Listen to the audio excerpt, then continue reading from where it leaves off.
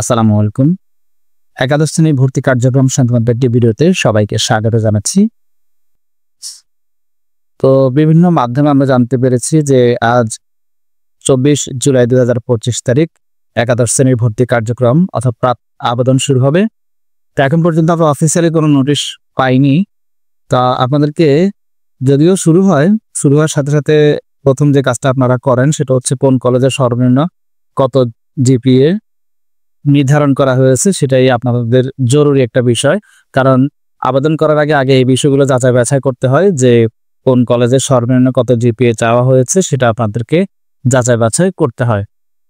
তো আপনারা অনলাইনেই নিজের মোবাইল দিয়ে বা কম্পিউটার দিয়ে যে কোনো মাধ্যমে আপনি চেক করতে পারবেন। সারা বাংলাদেশের সকল বোর্ডের যে কোনো কলেজের নাম দিয়ে আপনি চেক করতে পারবেন সেখানে কোন গ্রুপে সর্বনিম্ন কত চাওয়া হয়েছে এবং সেখানে আসন সংখ্যা কত। এর জন্য আমরা গুগলে যাব, গুগলে গিয়ে সার্চ করব এক্সআই ক্লাস অ্যাডমিশন লিখে সার্চ করব। ভালো করে খেয়াল করুন, এক্সআই ক্লাস অ্যাডমিশন এটা লিখে সার্চ করব। সার্চ করলে প্রথম যে ওয়েবসাইটটি দেখতে পাচ্ছেন মনে রাখবেন এক্সআই ক্লাস অ্যাডমিশন নামে অনেক ফেক ওয়েবসাইট রয়েছে আনঅফিসিয়াল। আপনারা অবশ্যই exaiClassAdmission.gov.bd এই ওয়েবসাইটটি অবশ্যই খেয়াল করবেন যে এই ওয়েবসাইট দেখুন এরকম অনেক রয়েছে। exaiClassAdmission.gov.bd.com এরকম অনেক রয়েছে। আপনারা .gov.bd এটাতেই যাবেন। এটাতে যাওয়ার পরে অ্যাডমিশনের যে ওয়েবসাইট সেই ওয়েবসাইটটি ওপেন হয়ে যাবে। একাদশ শ্রেণীতে স্মার্ট ভর্তির সিস্টেম সেশন 2025-26। তো আমরা এখানে একেবারে বাম পাশে আসবো। বাম পাশে একটা অপশন দেখতে পাচ্ছেন কলেজ ওভারভিউ, এটাতে আমরা ক্লিক করব।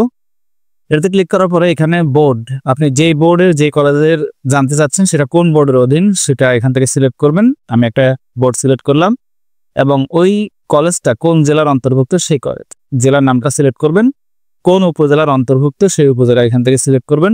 আপনি যদি কলেজের ওই উপজেলা স্থানের যে উপজেলা সেটা যদি আপনি বা থানা যদি আপনি না খুঁজে পান তাহলে গুগলে সার্চ করে খুঁজে নিতে হবে। এরপর হচ্ছে কলেজ, এরপর এখানে কলেজগুলোর নাম দেখাবো। ওই উপজেলায় বা থানায় কতগুলো কলেজ রয়েছে সেগুলো সব এখানে দেখাবে।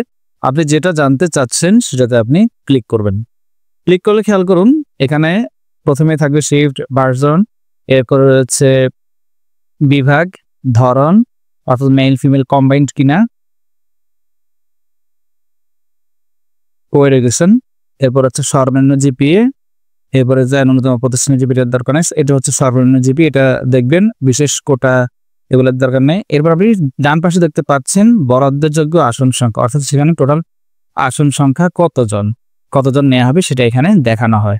তো আপনি এইভাবে যে কোনো কলেজের নাম যে কোনো জেলার আপনি এইভাবে চেক করতে পারবেন। কোএডুকেশন এখানে ছেলে মেয়ে উভয় রয়েছে, আর যেটা মেল ফিমেল সেটাতে মেল লেখা থাকে, পুরুষ হলে মেয়েদের হলে ফিমেল লেখা থাকে, আর ছেলে মেয়ে উভয় হলে কোএডুকেশন লেখা থাকে।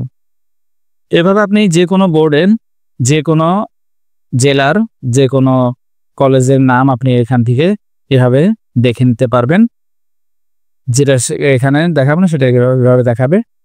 তো আশা করি বোঝাতে পেরেছি আপনি এইভাবে আপনার মোবাইল দিয়ে করতে পারবেন একই নিয়মে। আর আমি চেষ্টা করবো আপনাদেরকে একাদশ শ্রেণীর ভর্তি সংক্রান্ত যতগুলো নিয়ম কানুন রয়েছে বা রুলস রয়েছে আমি সেগুলো নিয়ে চেষ্টা করবো আপনাদেরকে ভিডিও দেওয়ার জন্য।